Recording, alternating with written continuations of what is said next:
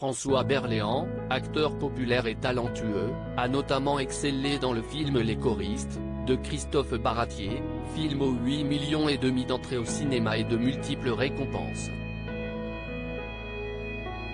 Celui qui incarnait le rigide Monsieur Rachin, directeur du pensionnat aux méthodes répressives, a aussi fait parler de lui de par ses histoires sentimentales. Marié à sa femme Alexia Stresi, avec laquelle il a accueilli des jumelles, Adèle et Lucie, nées en décembre 2008, l'acteur de 70 ans a aussi eu une histoire d'amour avec une célèbre actrice pour laquelle il est tombé raide. Comme il l'évoquait auprès de Catherine Sellac, pour son ouvrage À l'amour, à la vie, paru en 2019 aux éditions Flammarion. Comme Elena Noguera a révélé avoir eu des difficultés de couple avec un homme célèbre, en raison de leur notoriété, ou encore Mimi Mati a dévoilé un regret concernant son mariage avec Benoît Gérard, François Berléand s'est lui aussi confié à la journaliste dans ce livre au sujet du rapport amoureux.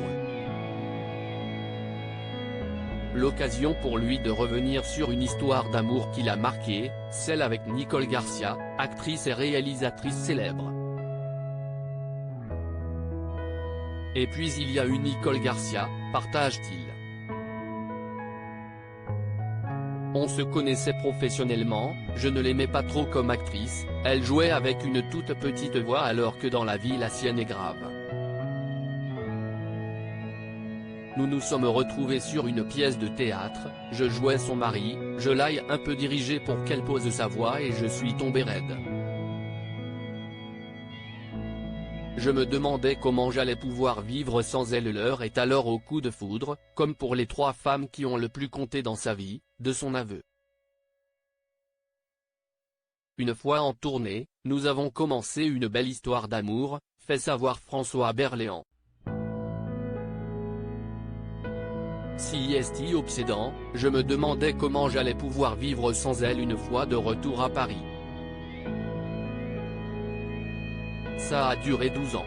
Nicole m'a donné confiance en tant que comédien. Pour Nicole Garcia, il a fait des choses folles, par amour.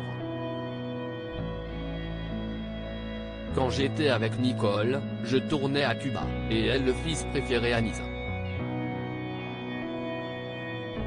C'était l'époque de Fidel Castro, ça me coûtait entre 30 francs la minute pour téléphoner en France et je l'appelais tous les jours, a-t-il confié.